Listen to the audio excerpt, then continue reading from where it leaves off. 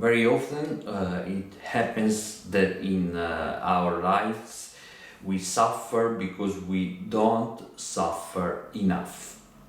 If you don't know me, my name is Bernardino Nardella and I've created dozens of courses on energy techniques and holistic disciplines for your personal and spiritual growth. In the description you'll find the link to my free course, Meditation and its Secrets, where I will show you how meditation is actually a true energy technique. Sign up, it's free. But now let's get right into today's topic. Our goal is to evolve and become divine beings, to live well and happily. When we don't follow this evolutionary path, when we no longer follow our inner divine guidance and remain stuck in a particular life situation, our soul intervenes, giving us a strong push to get back on the right path. What do I mean by a strong push?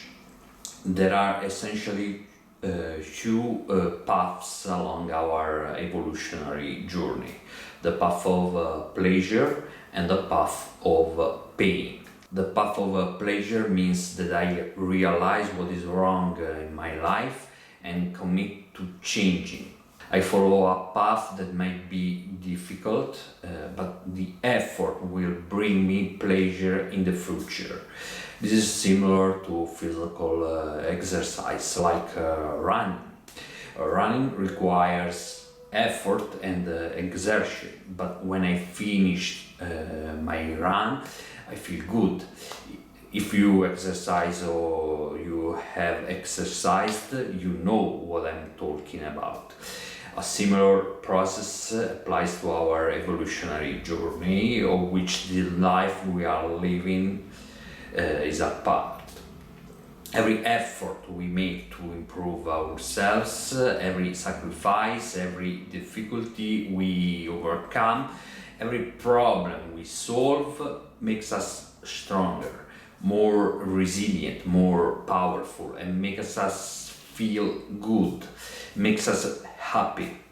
But if we prefer immediate pleasure and avoid efforts, we are heading towards the path of pain. If instead of acting like the ant in the fable who works in the summer to gather provisions and then enjoys them in the winter, we act like the grasshopper who plays all summer without worrying about the future, we will find ourselves in winter with nothing to eat. In the fable of the ant and the grasshopper, summer represents life and winter represents death. If I work like a diligent ant in life, I will reap the benefits when I die, my spiritual benefits. But if during life I act like a grasshopper and disregard my spiritual evolution, chasing only earthly pleasures, when the time of my death comes, I will have nothing with me. Life, which desires our highest good, tries to help us in this regard. The divine wisdom within us urges us to change things. How? By giving us strong pushes, giving us blows, giving us pain to urge us to change. But often that pain is not enough. That is, even if we are suffering, we persist. Even if we live in situations that cause us pain, we stubbornly remain in those situations without trying to change things. We don't want to change, we don't want to improve things, we don't want to take responsibility for our lives. and we continue to suffer. We continue to suffer simply because we don't follow our inner guidance. We don't follow our soul, which urges us to perhaps do the hardest things, the most strenuous thing, the action that scares us the most, but that will make us happy. Instead, if we don't listen to our inner guidance, we will suffer more and more until the pain becomes too strong. When we reach such a point, only two things can happen.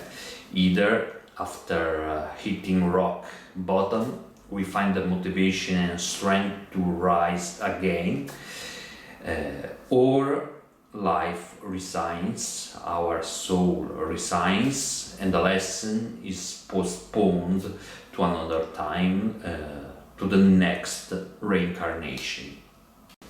Let me know what you think about what I said in the comments, and if you're interested in the topics I cover on this channel, help me grow it, liking the video and subscribing to the channel. With that said, I bid you farewell, a big hug, and I'll see you in the next video. Goodbye.